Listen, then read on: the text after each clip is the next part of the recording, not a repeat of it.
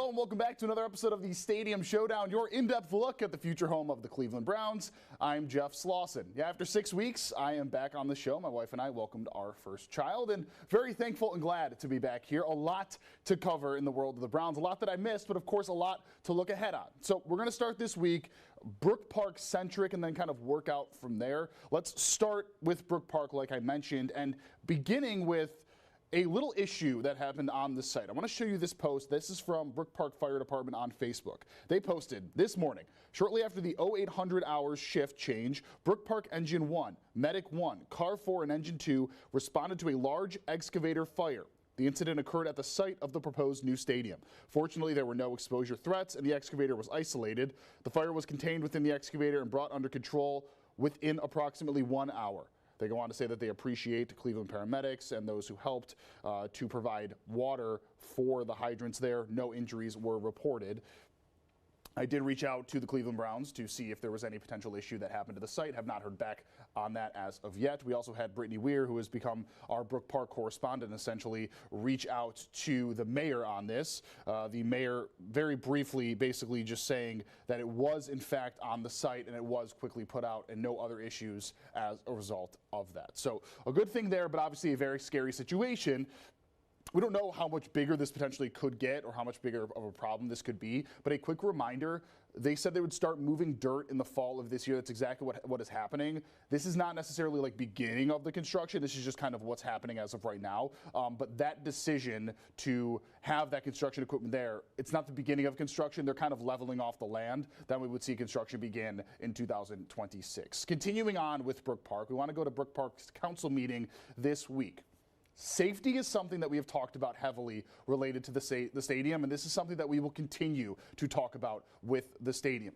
Think about Brook Park right now versus Brook Park once that stadium opens in 2029, right? I mean, every Sunday that there is a game there, every night that there is an event there, the security needed is going to be massive. Now, for the site itself, that is the NFL, that is the Browns, that is the Haslams. They control security for that area. We're going to get to a second what the NFL actually has to do with that. But Brook Park, for its holistic approach to it, they need to beef up their own security as well when it comes to that site and the area around it, because obviously the police play a massive part in it. So the mayor asking council to approve applying for a grant to get new flock cameras. Those are cameras that are basically used in conjunction with stoplights. They read license plates, can tell who's driving it, can tell what type of car it is, and then alert officers. They're connected around the entire United States, really are used for safety. Here's what he had to say when he was appealing to council about what this has to do with the stadium.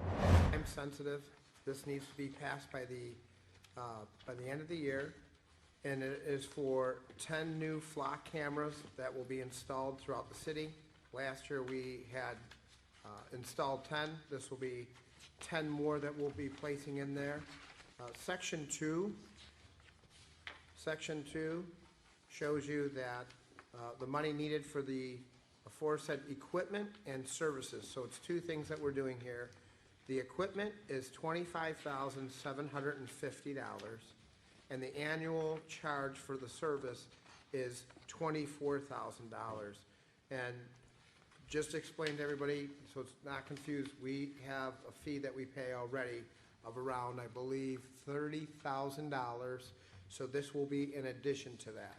So this will be something that we continue to grow as the project over at the 176 acres continues to take shape. We will continue to put cameras in our city, and these right here will be license plate readers. And again, this is a time-sensitive piece of legislation for the chief to be able to apply for the state grant funding for this. What we do is we utilize this tool so that's a network. So the service that is provided through Flock is a service that you input information in there. All the Flock cameras are connected. So it could be a stolen vehicle out of Arizona that they put into the system. Whenever the license plate reader looks and reads that, it'll be able to send a signal, and then we are notified through dispatch. Okay.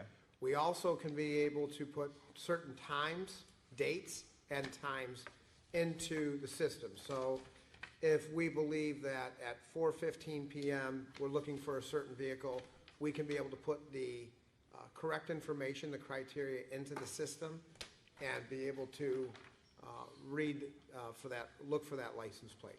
We have to pass this first, and then we can submit for reimbursement. Thank you. All right. Thank you. For equipment only. Hey, Jimmy. All good? Yeah. Thank you, Chairman. Through the chair to the mayor. Mayor, this may sound like a dumb question, but I just want to are these actual cameras and they record like intersection and patterns and things of that nature and also read license plates, or do they just strictly read license plates? I believe, and I can get you that information, I believe we're just doing license plates. Okay. So it's not like, traffic cameras.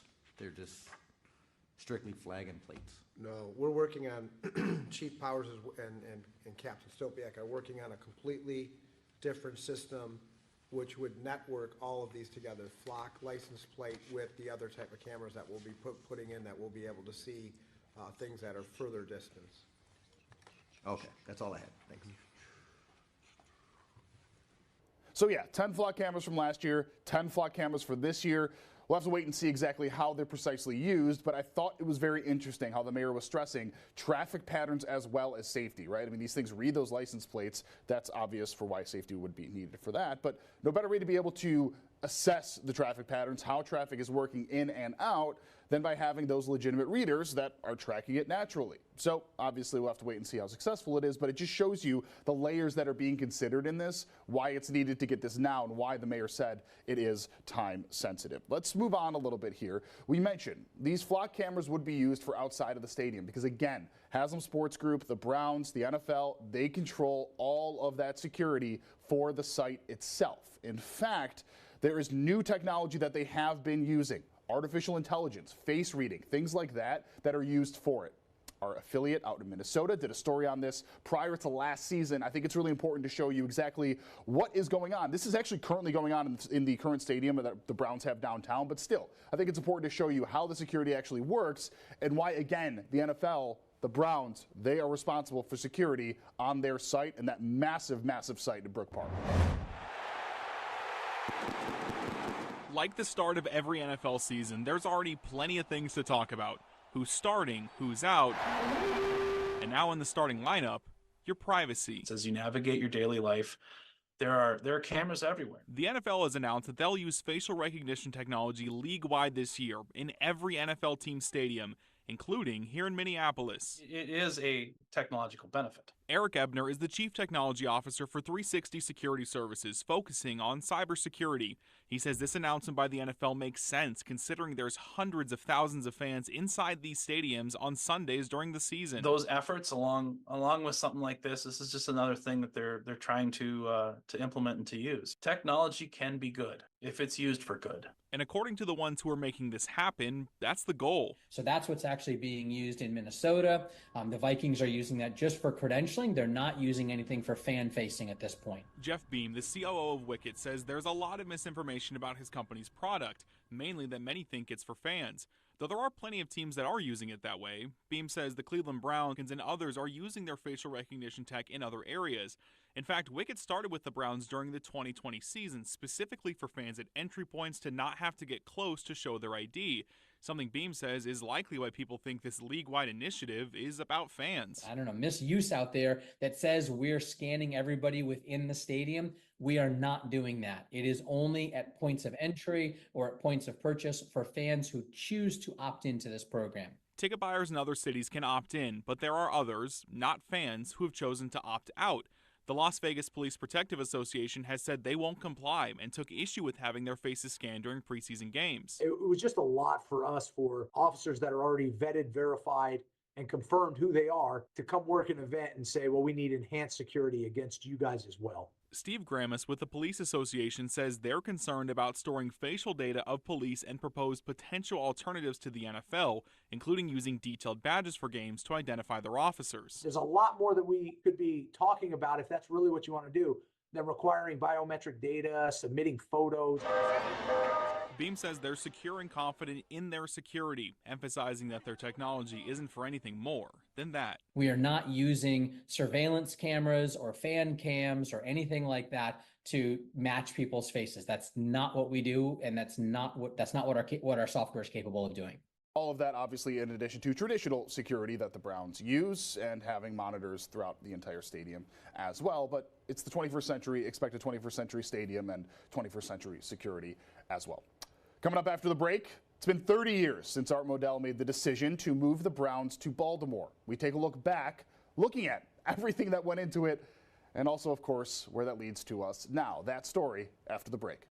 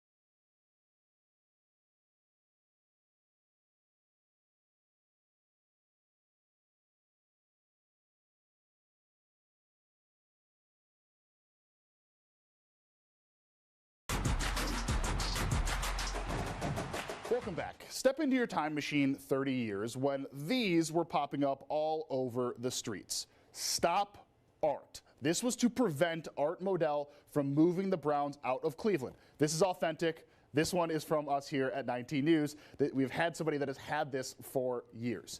Obviously, it's a massive deal for so many people, right? Wanting to keep the Browns downtown, wanting to keep the Browns in Cleveland. Art Modell obviously thought differently. So let's take a look back 30 years. See where we were to see where we are.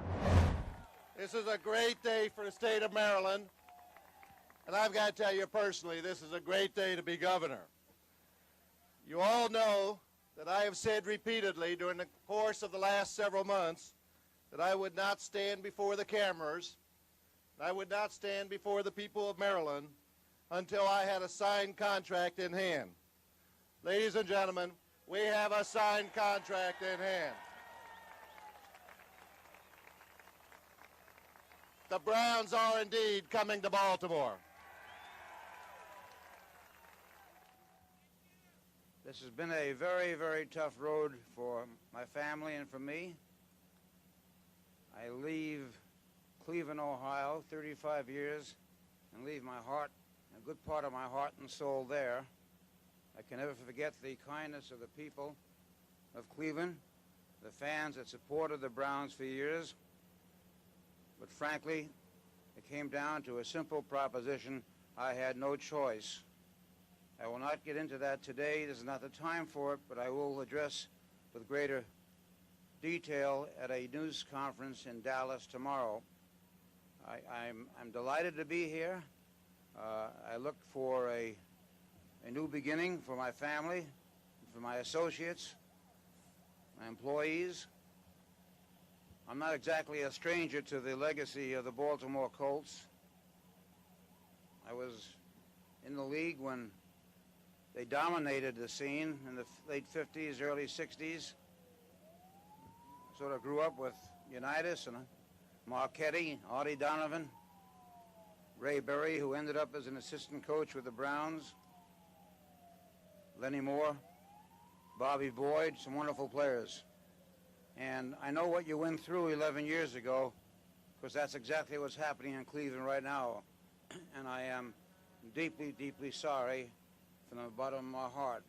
And I see some of my former beat writers from Cleveland sitting out here, and I want to thank them for what all they've done for me over the years. And of course, our Modell lives on in the Modell law that has since been changed here in the state of Ohio. Coming up after the break, we address that, the Modell law, some of those legal tidbits that we want to know before, of course, we send you on your way. In addition to that, I took a look into what property value changes potentially could happen in Brook Park as a result of the new stadium. That information coming up after a short break.